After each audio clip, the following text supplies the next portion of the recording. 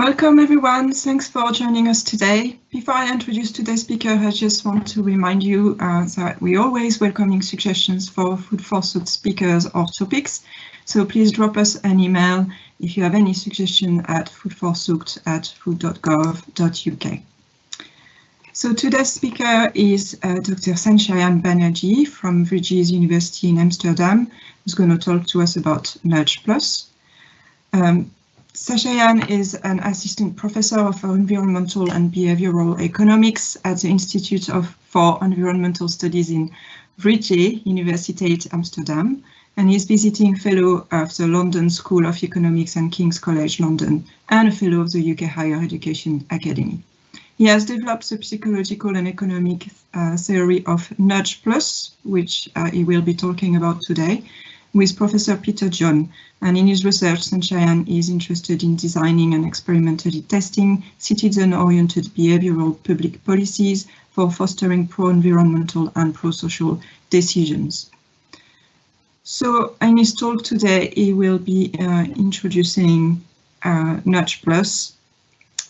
Nudges have been increasingly deployed to promote sustainable dietary choices in the last decade, and there is currently mixed evidence of their effectiveness and concerns about their scalability and ethics of delivery.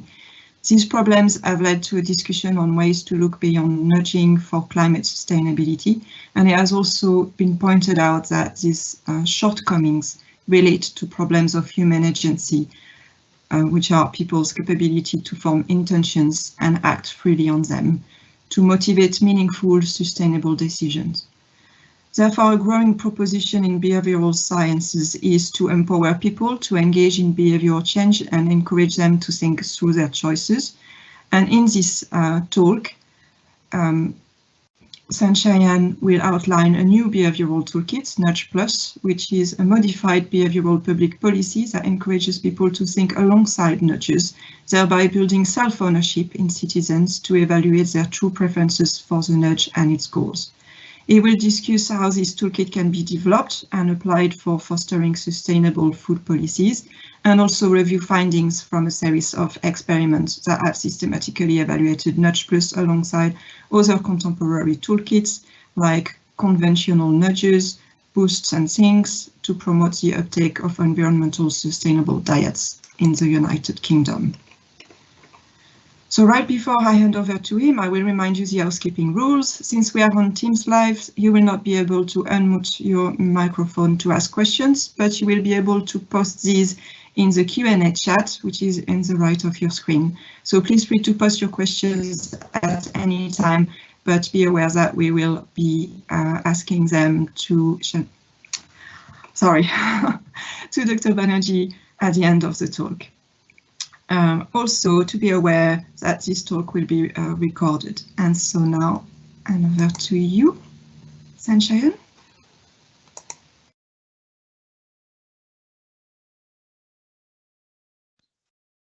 Sorry.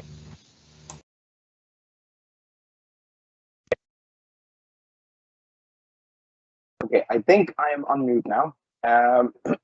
Thanks, Karen, for the introduction, and thanks for inviting me today. It's lovely to be speaking with all of you. I was just telling the others, my teams, I'm not a Teams person. I don't know why they call it Teams. I always find Teams a bit less Teams friendly. So I can't see you, any one of you on my screen, apart from my slides and a black screen. But I do look forward to interacting with your questions at the end. As it has been said, I will be presenting today to you my research on this new toolkit, Nudge Plus, which I've been working with Peter from King's for the last 7 years now. The idea and the precedence of Nudge Plus go quite some time back, longer than before I started working on this and formally developing it. And in this talk today, I hope to walk you through where we stand in terms of this research. Now, the way I've divided today's talk is I'm going to be following the outline of my new upcoming book with Peter in 4 different parts. The first 2 parts basically give you an idea of this new toolkit and where we stand, a brief history of time in terms of behavioral science. Then the last 2 parts will focus on a series of experiments on food that I have been conducting in the UK when I was doing my doctoral studies and work before this in the London School of Economics. So without much more ado, let's set the context first, because oftentimes I get this question saying, oh, are you proposing that you can solve all the problems that exist there? And the answer is no. And therefore, I've decided to now start with this slide. Typically, the way we think about the problems of the world, they can be classified into two different types. So we think about the simple ones, which we can generally solve with natural instincts. Most of the times, we don't need to be thinking quite a lot about these. The government tools that are out there can typically get us where we want to in terms of welfare improving behaviors. So, for example, we don't need to think whether we need to save a child before a bus or not. We just spring to action. And also in terms of policies, you can think about this fly in the urinal. For those who don't know, when men visit the urinals, typically there was a problem of defecating sort of outside the urinal, and therefore governments across the world, they decided to put a fly so men can aim better. And this is a very instinctive action that people do. Similarly, there's the default pension scheme, the 401k in the US, where you're basically defaulted automatically into a higher savings from which you can opt out. Now, these are ones where natural instincts and sort of our automatic reactions can solve the problems that we face. However, there's another spectrum of problems which we so-called the not so simple ones. And here we might have to do more. And what better in motivating these not so simple problems than climate change? This has been my area of work for a really long time. And I do like this quote quite a lot by Nick from LSE, Professor Stern. And he says that climate change is the result of the greatest market failure. For those who haven't heard of Stern, he's known for the Stern Review, which was the first comprehensive review of economics of climate change in terms of cost-benefit analysis. And the reason he calls it a market failure is because we do not often price in the different kinds of externalities that comes in from burning fossil fuels and putting out all these emissions. But one thing I do like to believe, and through my research I've seen, is that this is quickly the result of much more than market failures. So, for example, in climate change, there are lots of social failures, failures of our societal institutions that are embedded in them. And one such example is the poverty adaptation trap. So for climate change, for example, we need to adapt to a world which is warmer than usual, where rainfall and weather systems are then much more different. And the poorer often will find it harder to adapt because, for example, if you need to adapt to a world which is flooded and you need to buy insurance, the poor can't buy this insurance. So they get then trapped in something which we call the poverty adaptation trap.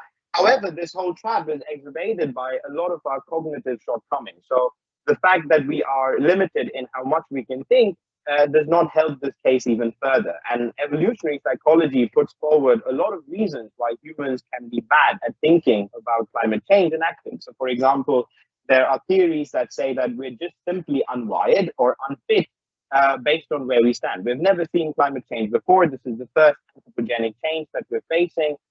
In the 6 extinctions that we've faced, and therefore we simply don't know how to respond.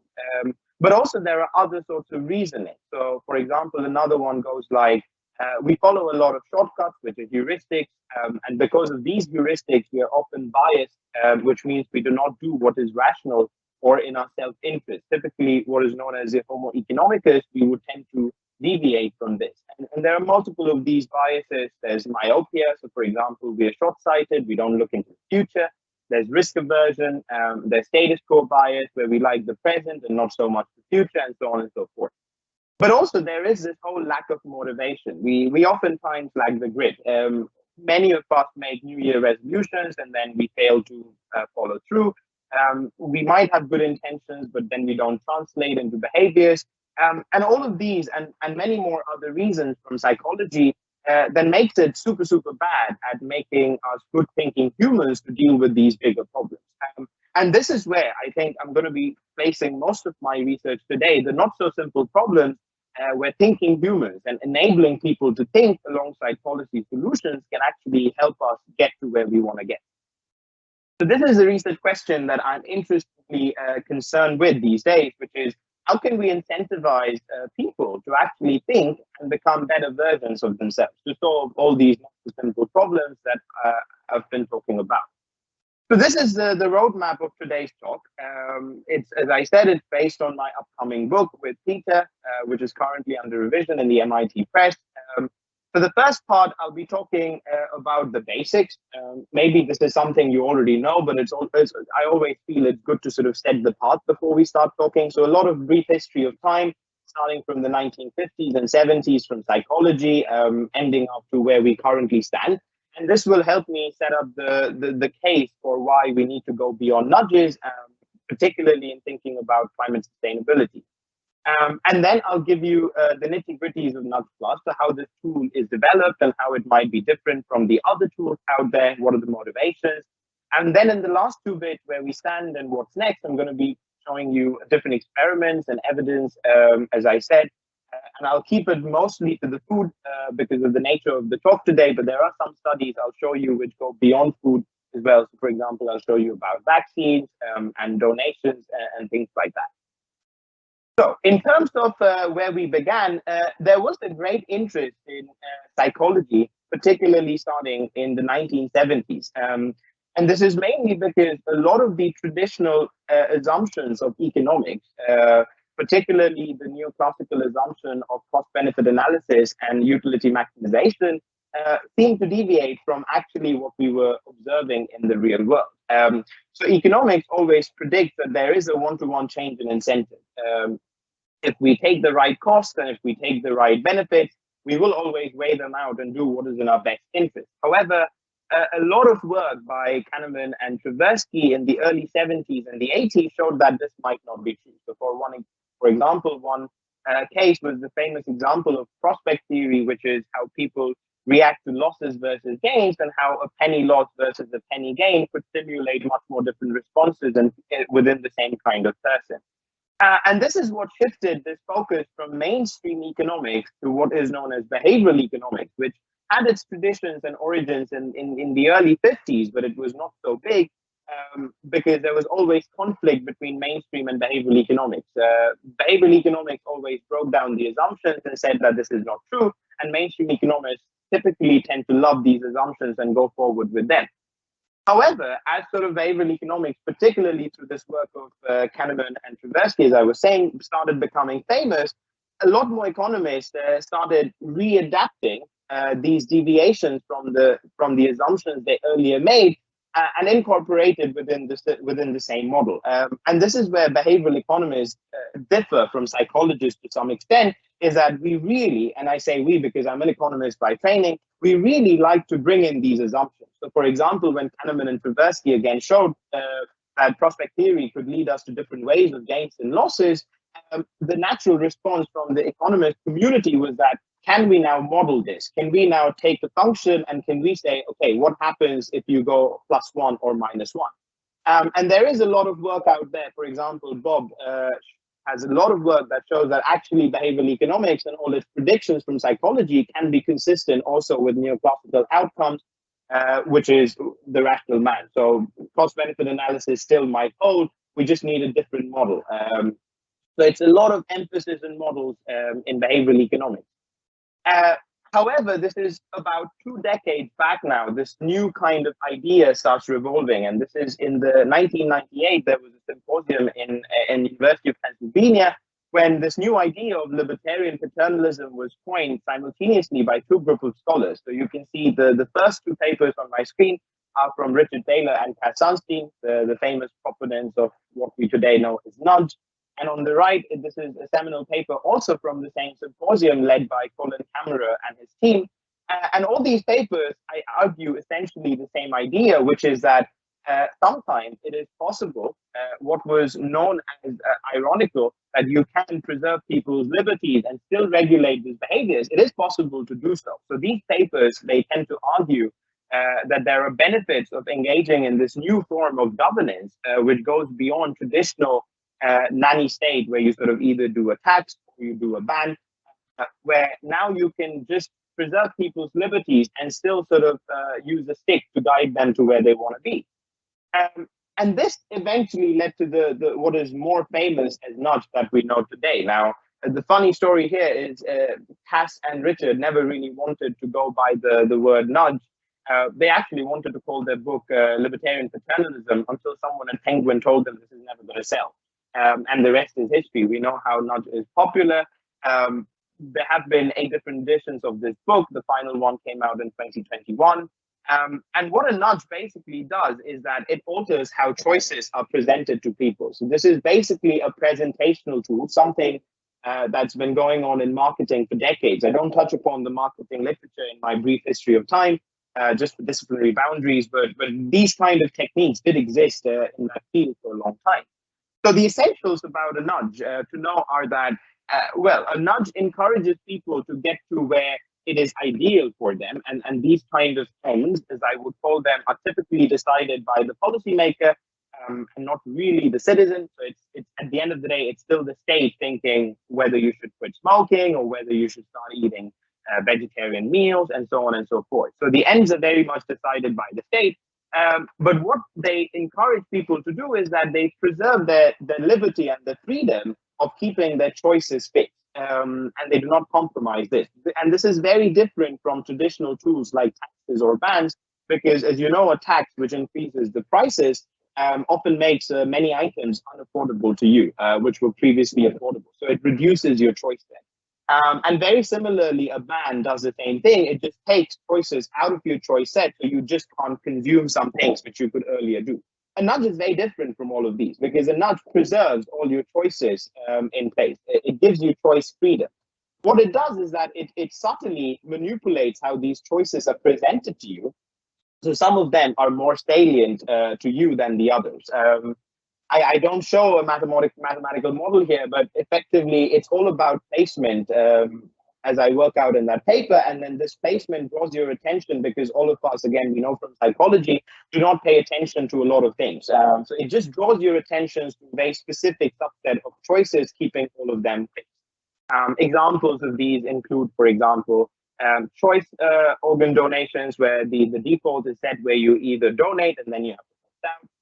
As I said, the 401k pensions default, a lot of placements of food near tills in the cafeteria, so placing the fruit at the eye level, or reordering meat so that meat appears at the end, and so on and so forth. Now, while all of this was happening, there was the big financial crisis, and this is when the general interest in behavioral economics and also the so-called popular nudge in 2008 started rapidly growing to the point that now we move from economics to what is today known as science. And this is because there are a lot more disciplines involved in this behavioral science discipline today. So there are anthropologists and sociologists and data scientists and so on and so forth, with a huge footing in policy. So these are some of the initial developments on my screen that you can see. So Paul Dolan, for example, led the Mindspace report with the Insights team. This is an acronym for the 9 different kinds of policies that were out there, which were behaviorally designed. The M is messengers, for example. It's using people to send a certain message across. I is incentives, giving the right incentives to people. N is norms, and so on and so forth. And very quickly, then there was this EAST framework, which was an acronym for how you should design these behavioral policies. So it should be easy, attractive, it should be timely and relevant, and also socially acceptable. And very recently now, the OECD has come up with something which is known as the BASIC framework, which is more of a guiding mechanism of designing some of these policies. So you see nowadays, it's no longer economists or psychologists, it's a lot more discipline, which would also show you how a lot of my work on Nudge Plus has come about in terms of bringing in these different disciplines. And finally, this is the last part of my history of time, set the scene is that from behavioral science, we have moved incredibly fast to behavioral public policy, which is using these insights from behavioral science to make public policies, real public policies. And what you can see on the left-hand side of my screen is a map from the OECD that shows you the different nudge units. When I say nudge units, it not just means that they nudge, it means that they use different kinds of behavioral insights. And there are currently more than 202 recognized national institutions across the world that are using these kinds of policies. And also there have been compelling books out there which tell you the history of these developments. So for example, Michael Holsworth and Liz, who led the BIT. Michael is the head of the BIT Americas. It's a book about the history of the formation of the BIT and what we should do. The same thing inside the nudge unit by David Halpert, who was the CEO of the nudge unit. He gives an inside look at how these units were formed and how these different insights were developed through different kinds of experiments, smoking trials, NHS trials, and so on and so forth. I have a few examples as I go along. So this is where we stand. There's a new field of behavioral public policy, which is about all different applied aspects of behavioral economics. It's very interdisciplinary, it's very empirical, and about normative issues. However, one of the problems that we have seen with nudges, unlike many other disciplines, there has been a historic rise of nudges for lots of different reasons. The financial crisis of which was one, because neoclassical economics was targeted and because a lot of the predictions didn't come true. And at the same time, there used to be this other alternative which could be used. It seems like a quick fix. And we didn't really have a lot of time to test out the different kinds of implications that this nudge, it's not a theory, the framework could develop. And there were criticisms in the early days. So for example, in the left, you see this is a report from the House of Lords. So again, for context, when nudges or the nudge unit was being formed in the UK, which is the world's first nudge unit, there was something which is known as the sunset clause, which means that this team of civil servants was given a year to justify that this new policy could actually have effects, to deliver impact. And if it did not deliver, then they were told that you would be shut down. Well, luckily they did. But there were lots of ideas that nudges could actually not make substantial large changes, that they were only good for small changes, even back in those days in 2011, as you see this report from Julia Neuberger, who was leading this committee, said. And this criticism has come up once again in the last 2 years, where you can see all these set of papers that are on my screen now. So, for example, there was a scaling exercise where, for example, Stefano and Liz, they tried scale up 200 or more RCTs from the different nudge units, and they showed that when these experiments are trying to scale up to real life, actually the effect of a nudge is 1/8 of what it happens in all our papers, the academic papers we write. And they put out different reasons for that. And similarly, there was a big meta-analysis by Mertens last year, which showed that nudges can have mixed of effects. And then the series of letters came out that most of these effects of nudges come from file drawer effects or publication biases, and also truncated effects and so on. And on the overall, nudges really seem to have zero or very low, statistical zeros. And then there was I can use the word blasphemous because it really divided the scientific community in behavioral science into partitions. This paper by Nick Chater and George Lowenstein, if you're into behavioral science, maybe you've heard of this, the I frame versus the S frame, where they blamed themselves and a lot of behavioral scientists and proponents of nudge for giving a lot of undue importance to nudge in the last 20 years, which they said has led the field completely in a wrong direction astray. And this was a huge paper which stirred up the community. So a nudge is not enough. These criticisms point to the fact that we should do something more. And what are the reasons for that? And I summarize some of these here. So one is about effectiveness and the other is about ethics. So for example, on the effectiveness side, a nudge is something which happens in the choice environment. It's just changing the choice sets. And because they're mostly automatic, there is an argument that people might not internalize some of these effects. So when you take away the nudge, the effects might go away. So no temporality effects. It could also be true that people have very strong preferences, and therefore the nudges could lead to backfire by changing these. And also the I versus S frame argument builds up on the idea that typically when you put these nudges, which are these soft changes, they might actually crowd out support for harder interventions, which we ultimately need. And this is a big thing for the climate topic, for example, because ultimately, if we're thinking of a world with carbon taxes, maybe introducing climate nudges is not a good idea if this hypothesis and argument is to be true, that we as individuals might suffer from warm glow of doing good with a nudge, and therefore we do not support the tax, which is ultimately what we need. And as I showed, there is a lot of issues around scaling that nudges can't really deliver big effects, and can't be scaled up. But on the other side, there are all these ethical concerns where basically nudges compromise someone's agency. A nudge is manipulative because they act in the dark. Typically, studies of nudges have found that when nudges are repeatedly encountered by people, because you grow aware of the nudge, maybe the nudges are not as effective as more.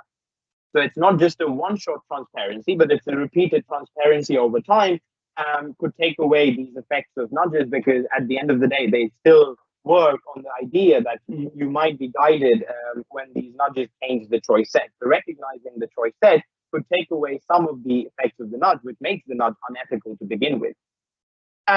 So on the basis of these different criticisms, this leads me to the actual toolkit, Nudge Plus. And this is actually one of the many toolkits that has been coming up in the last few years as alternatives to nudging. So the first proposition I want to make is that we actually need to build agency in behavioral public policy, particularly for these big problems like climate change. And the reason for that is because it's not simply enough to allow people to have their choices and to give them freedom on these choices.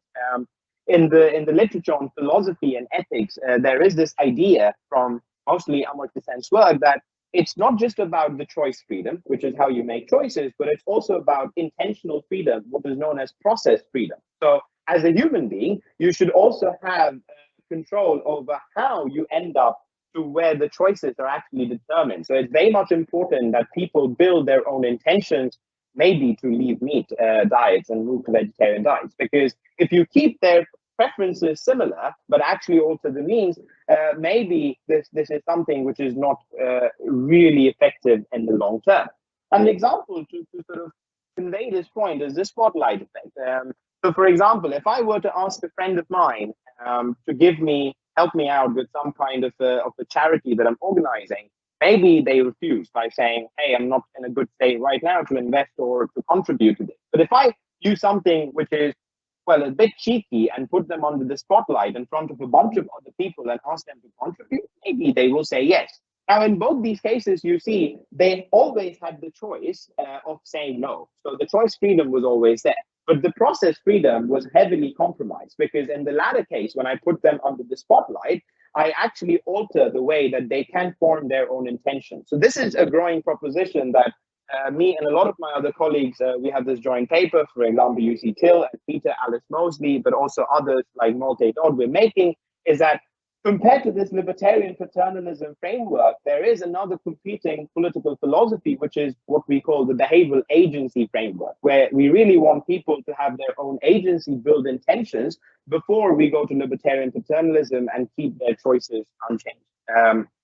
And the second proposition, and this is specific to Nudge Plus, is that we can actually build this agency through reflection.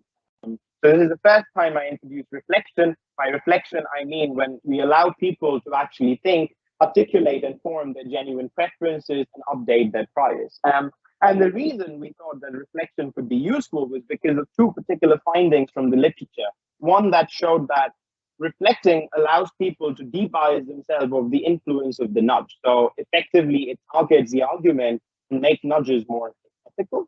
The second was that if people start realizing why a nudge is good for them, they might tend to be guided more with the nudge. So effectively, it increases the effectiveness of the nudge along the way.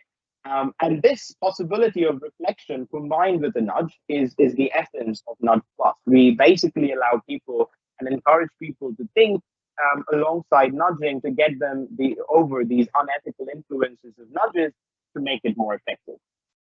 Now, the idea of the think in a nudge is, and this is why I said the precedence of nudge at the beginning of my talk and Nudge Plus is not new. It went on to quite some time back.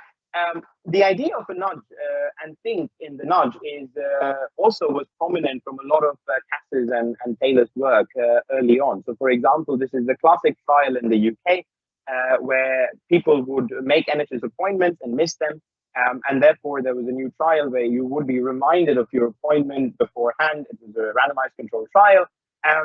And they saw that the policy implication was that these missed appointments fell massively. So there was a decrease. People were keeping up with their appointments. And the first thinking element in this idea is that when people were prompted, it's not really an automatic process. I mean, the reminder helps you, but the way this message was framed, it allowed people to think about the costs and benefits of missing the appointment. So it does put you in some kind of a thinking scanner. It's very passive, but it was there.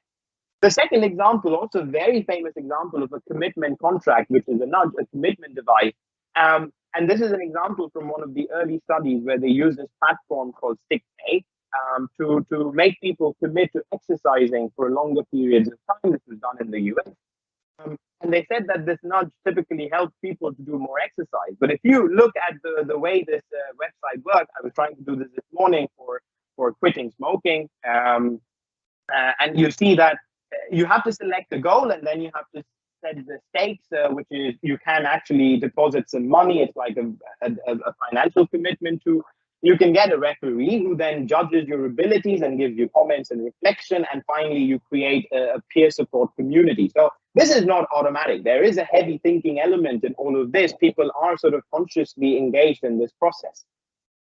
So the implications for some of these passive reflections was that it's reasonable to believe that nudges and their impact on autonomy is variable. It's not that all nudges are manipulative and all nudges are not. There is sort of a fine line between them where there is a degree where nudges can impact your autonomy. The more reflective or engaging it gets, maybe it doesn't. So we don't have a single type intervention. So this is a recent paper with Peter where we list out and discuss the different kinds of nudges that have come about in the last 20 years. But this also means that nudges can be delivered in many different ways with many different variations in their design. And they can also be combined, for example, with different tools. As the stick example showed you, that you can also combine financial incentives with this nudge. So influenced by these ideas, Peter and his team, this was before I came to the team, led this agenda about things, which are mostly the citizen forums in the UK, where people would be brought in to deliberate and think about the big problems of the society and try to solve them. These are big debating citizen forums where you bring in an entire community and they discuss and they go back and you monitor their actions. And what they found was that even though these things are quite bottom up and quite engaging and also liked by people, they don't really scale up and they're worse than nudges. And you can think so why? Because a nudge is very simple to deliver, but things are very costly. You can't just organize a group deliberation for every kind of problem you face. And this is when I come into the scene about 7 years ago, and Peter and I started discussing about, okay, can you then embed this thing as a mini thing where you don't really need to bring in a group of people together to think, but maybe you can give a prompt to people alongside the nudge to make them think. And after digging through psychology and going through these recent developments, we found a plausible way of doing this. And the idea for this is, if you've read Thinking Fast and Slow by Kahneman, you would know that our brain is modeled. This is not really true. It's just a model. To be divided into these two parts, where we have the fast brain, which is here shown by the hare, and the slow brain, which is the tortoise. And typically, when we do different actions, different parts of these brains get activated. For most of our habitual stuff that we do daily, it's the fast brain. However, for most of the slow stuff, where, for example, you need to do a complex calculation, it's the slow brain. And there was this idea that there is always some kind of a default structure between these brains where the fast acts first and then the slow kicks in to correct the fast if it's needed. And there was another camp which said maybe they always work in parallel and one corrects the other as we go about. Now, what we saw was coming up in this theory was that maybe there is a plausibility of a third system, which really acts as the gatekeeper. And this is where Nudge Plus comes in, because as if there is a shallow monitoring system, which is system 3, that is always active in parallel with system 1, which is our fast brain. So fast brain is active. There is this shallow monitoring system, which can be activated. And once it is activated, it takes stock of the fast brain and switches on the slow brain. So that's what is going on here. And this system 3 is where this plus of the Nudge Plus comes in. When we allow and give people a prompt to think, it leads to what is known as perspective transformation. So prompting people activates this third system, which makes them question the fast processes, which are usually triggered by the nudge. And the idea is by allowing them to evaluate this system 1 fast thinking of the nudge, they are able to be unbiased of the nudge and articulate their genuine preferences and reevaluate their priors ultimately deciding whether they want to go with the nudge or not. So this is where they are allowed and enabled to form their intentions with process freedom, and the nudges bring in the choice freedom, and that's what nudge is all about. Now, this design of a nudge, I don't want to go into too much details because I do want to talk about the different kinds of empirical strategies. Could depend upon the time of delivery. So the plus could come before, after, or alongside, or the combination, which is you either do it as a one-part or two-part strategies. And also in the book, we talk about what could be the different objectives of reflection. Again, I don't want to go into too much detail, but reflection could be prompted on a lot of different things. Once on self, but also ends of the policy and policymaker, and means of the policy and policymaker. And initially, we wanted to put this as a complement to the initial book nudges. So we tried to list out what would be the nudge plus versions of the initial 7 nudges that were put out by Taylor. I'm going to use some of these in the experiments, which I just go into now.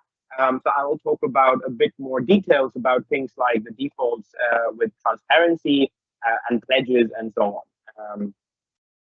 So where do we stand?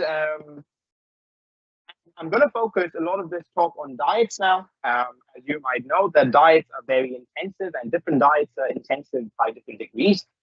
So this is an analysis from Tour and Nemecek about a couple of years back now in Science, and it shows that ruminants and dairy are very intensive compared to the other items. So it's important that we move away from these ruminants and dairy to things like fish and white meat, but preferably also vegetarian items. These are life cycle emissions, and ruminants and dairy can have almost 10 times more emissions end-to-end, farm to table.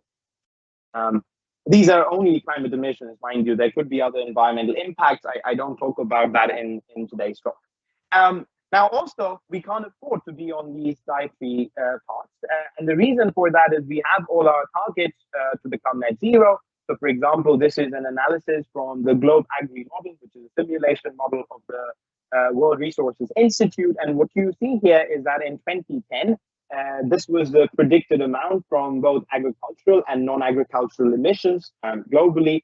And this is expected, given trends, to grow to certain levels like 85 and 15 in the baseline. And our targets, however, are 2050 targets, which is 21 and 4. So there is this huge emission in both non-agricultural and agricultural emissions between the baseline and the target. And particularly for the yellow, which is the agricultural, you see there is an 11 gigatons of emissions gap that we predict. And this is all to be managed by the livestock and the agricultural sector. Now, they break this down into different kinds of policies, and you can see that there are multiple policies that could be effective here. So a lot of these target, for example, the demand side, which is reducing the demand for some of these intensive food items like meat and dairy, and the rest of them focus on technology and on the supply side. So I focus only on demand, however, because of these policy tools. Now, of course, as an economist, when I am asked what is the best way to price in the externality, if you remember my first slide where I said this is the market failure, an economist will tell you price it in, put a meat tax.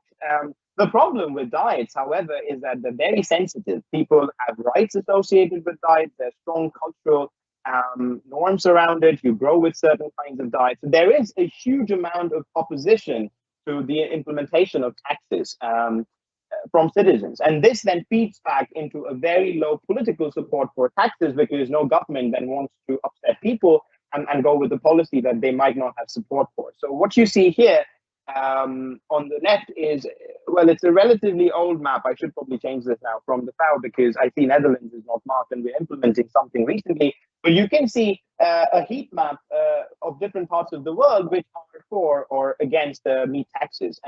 And with the exception of Canada and a very few other countries, most of the world is opposed, where meat taxes have been plausibly thought to be applied off. So this is the reason why nudges become so important and have been so important in this context of climate sustainability from diets, is because they are soft touch interventions and people usually support them. So you see multiple examples of these food nudges from the COP26 a few years ago in Scotland. You see the first trial, there's these carbon labels.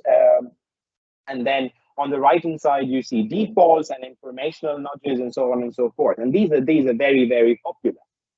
So in this context, I decided to test out my new theory of nudge plus. And this is the first experiment that we did. This is joint work with all my supervisors from my PhD, Peter, Susanna, and Matteo. And we did a sort of quasi-experimental task, which was incentivized, where basically people were put in a restaurant setup where they had to order a food item. Some of them, I think 1 in 20, received a voucher to then carry forward with their orders. Of course, we couldn't track them because of GDPR concerns, but the idea, and this is why it's quasi-consequential, is that once someone is put under the task, they think that they will have the voucher and we will follow through. They don't really know what's going to come after. So they are not likely to believe that we can't observe them. So this is what makes it quasi-consequential. I'm happy to take questions about this later. So this is an experiment with more than 3,000 people. I think we had about 3,500 in the United Kingdom, spatially distributed, representative, and they were assigned to a bunch of different conditions where we tested out these different kinds of behavioral conditions. And the takeaway result for this is that the nudge plus, where basically we encouraged people to think about sustainable diets before we defaulted them into those diets, actually increased the effectiveness of the nudge by 30%. So the nudge plus was way more effective and also much more plausible than the nudge. And the way this works is as follows. So imagine you are in this experiment, you would be seeing a menu like this. This is a very controlled menu. These were not random items. We designed this through different surveys and choice groups. All items were chosen initially from Deliveroo's 2019. This is when the experiment was being designed, list of 100 items and then cut down into items of 18 veg and 18 non-veg. This is the very controlled menu that people saw. Now, there were deviations to this. This is a randomized control trial, so we had different arms. And I'm focusing on these 3 arms to walk you through the difference of a nudge and a think and a nudge plus. So the nudge here is the default. The nudge plus is when people are encouraged to think before the default, and the think is a complete thinking task where you're purely reflecting on all the steps throughout. So what happens in the default is effectively people receive a smaller menu.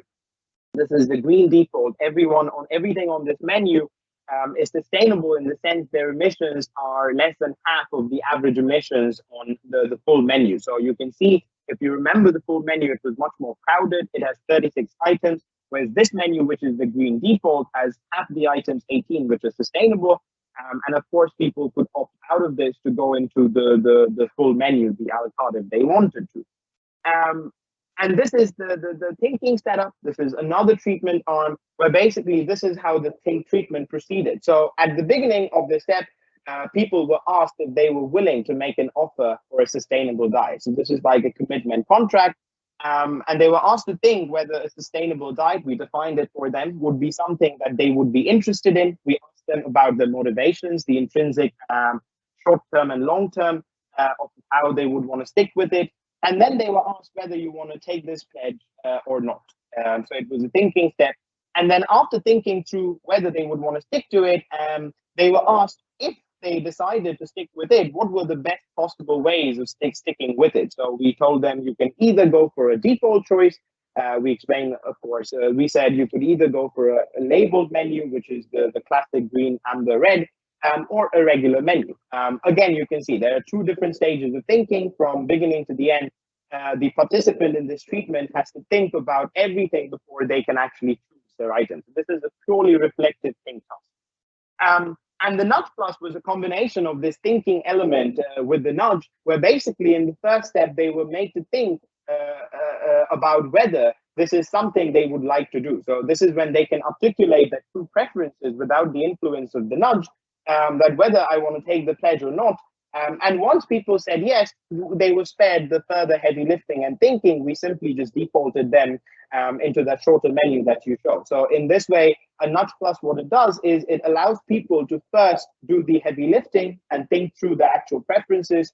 And once they've thought through, we just take them where they want to go. And of course, there are possibilities to opt out later. And the first result that we get from here is that this nudge plus is highly effective in reducing emissions. So what you see on the left axis, the vertical axis, is our greenhouse emissions of the main ingredient of the diet. And effectively, less is more here because these are emissions we're talking about. And this red, the lowest bar, this is the nudge plus that I just showed you with the pledge before the default, where the thinking was involved.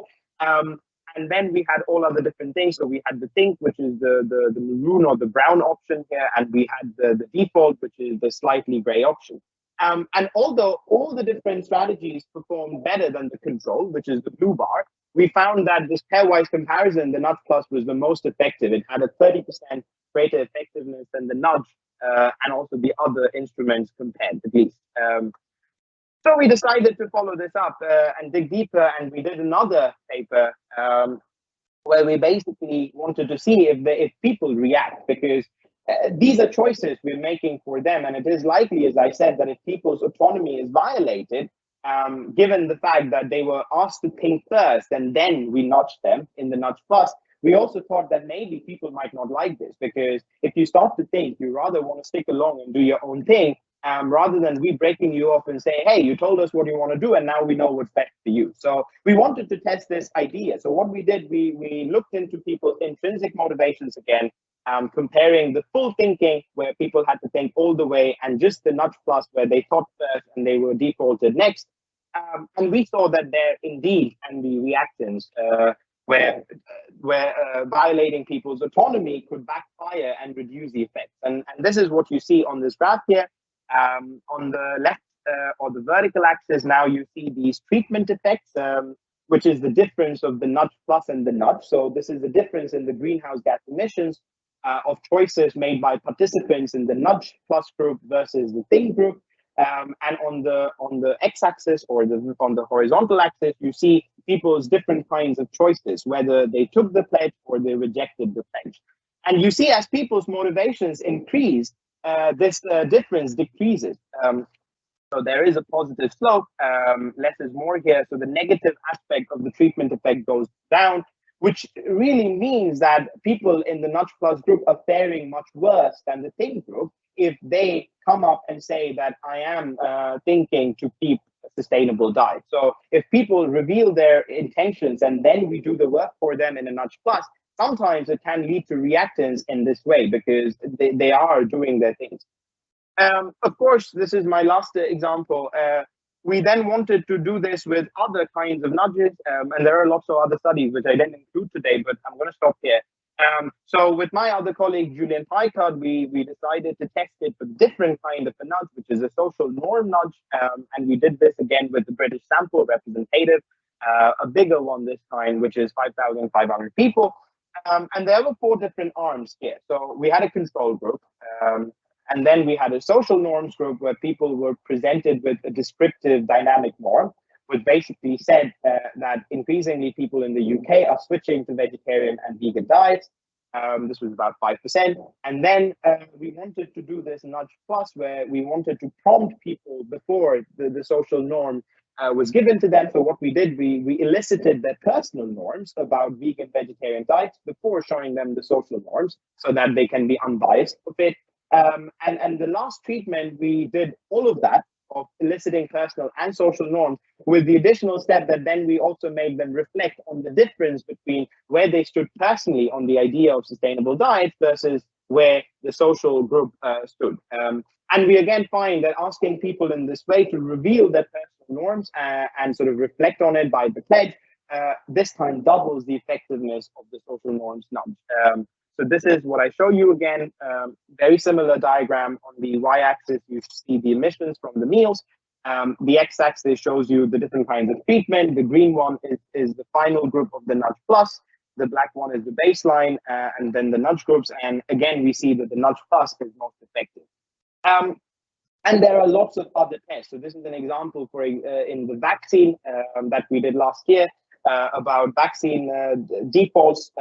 And we saw that people are not likely to take these vaccines under a default nudge, and they are unlikely to take it further with the nudge plus when you make them even more conscious of the nudge. But what was interesting in this trial that we did in the G7 was that we found that people did not publicly reject the nudge without the reflection. However, with the nudge plus, they came to realize that this policy was not intended to them, and therefore they rejected it. So this was one of the crucial findings of this, that sometimes nudge plus in thinking also allows people to give signals to governments and states about what is good or bad for them. I know I'm running out of time, so I think I'm going to skip this final one and stop here. What's next? Well, lots of different tests that we're planning right now, but I'm very keen on your suggestions and your questions. So Karen, I'm happy to take questions now. Thank you so much for being a patient audience, guys. Thank you very much, Sanchayan. It's fascinating. We do have quite a few questions. I think some of them might be a little bit tricky when out of context with respect to the slides to which they relate, but I'll try to remember when they were asked. So the first one we had was, how do you adjust for biases for those directing the nudge? Are these people held accountable if something goes wrong? No, they are not held accountable in the sense that these are quasi-consequential, so we don't really track their choices. So that's one aspect of this. But if your question is, do we really place some kind of penalties on them? That's also not the case, because as a nudge says, that if someone doesn't do what the nudge tries to get them to do, it's fine, they can opt out of it. So that way, there are no consequences for them. Okay, there was a question which was, I think it came up when you started describing the think example with the menu. Did participants know they were taking part in an experiment on sustainable diet choices?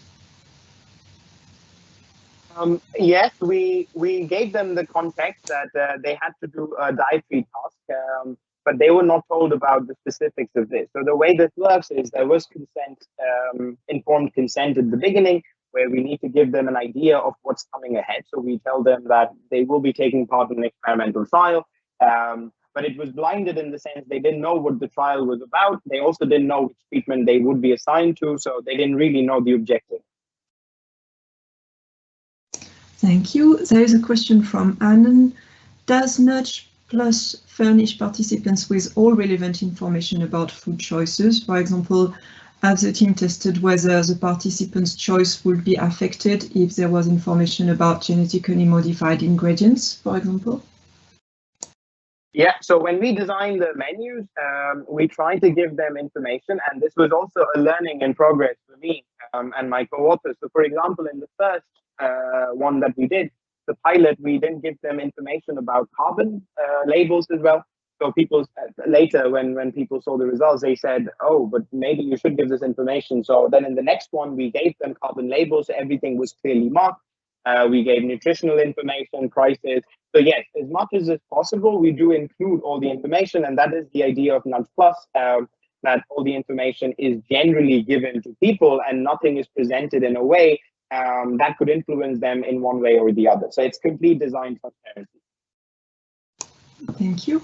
There's a question from Claire Nicholson. How long lasting were the changes in behavior?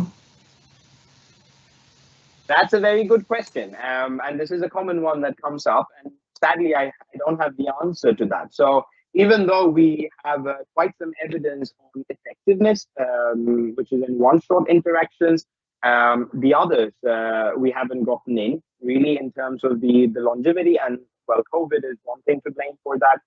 Many trials got cancelled. But now we are doing many of these trials, for example, in Cambridge and also in Vrije in Amsterdam. We're doing these living lab setups where we do a sequence of trials for months now. We have to look at the data to see which of these last. But the short answer is I don't know yet whether this is going to be lasting for long term or not. Thank you. Another question about the pledge. How did you work the pledge into the experiments? How did the pledge work? Was it online? Yes, this was a completely online experiment, everything that I showed you. I didn't include any of the field trials because they're all in progress now. But the pledge was built in online, just like the other tasks in the restaurant setup where people say it was an online delivery task, just as you would do with a Deliveroo or a Just Eat, where you have to go on the app and order something. And the way the pledge worked is it was a pop-up where people were shown what a sustainable diet was, a complete definition, and then they were asked to think about whether they would like to commit to such a diet, specifically in the next meal and also in 7 days' time. And then after they made up their minds, they were given a choice to either reject, as you saw, accept, or be indifferent, and so on and so forth. The rest of it continues. Someone else commented, we are bombarded daily with multiple choices and mixed messages. And outside controlled experiment, I think it's controlled experiment environment, how does nudge policy adapt to the norm we now live in?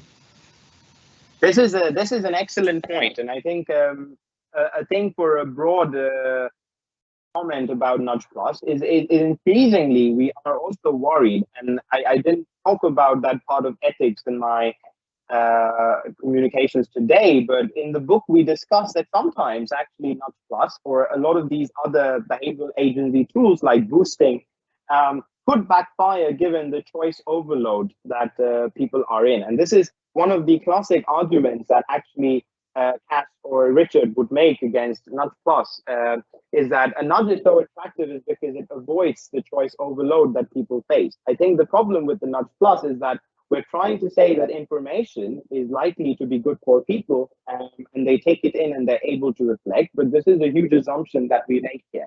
And I think you're absolutely right in pointing out that this in controlled environments could work very differently to what it would in regular sort of a field trial. The other thing also to sort of bring up here that even though this choice environment is sort of overloaded with information, where the Nudge Plus tries to operate, I think what the Plus also delivers to people is a specific kind of information. And since this information is still being delivered by the policymaker in this case, it is likely that many of the criticisms against the nudge of being manipulative could also be hurled at a Nudge Plus, is that it seems like this information could be designed in such a way that it would guide the person to think about the nudge much more positively. So there is also that criticism to be taken into account, and we do acknowledge that. But unfortunately, we haven't tested a lot of these claims, and more tests would probably give an answer to all these questions. Thank you. Another question, did you do these Nudges Plus experiment in retail for promoting sustainable diets, and what would work for promoting low meat or meatless diet, for example? Yeah, so we all of these are retail based.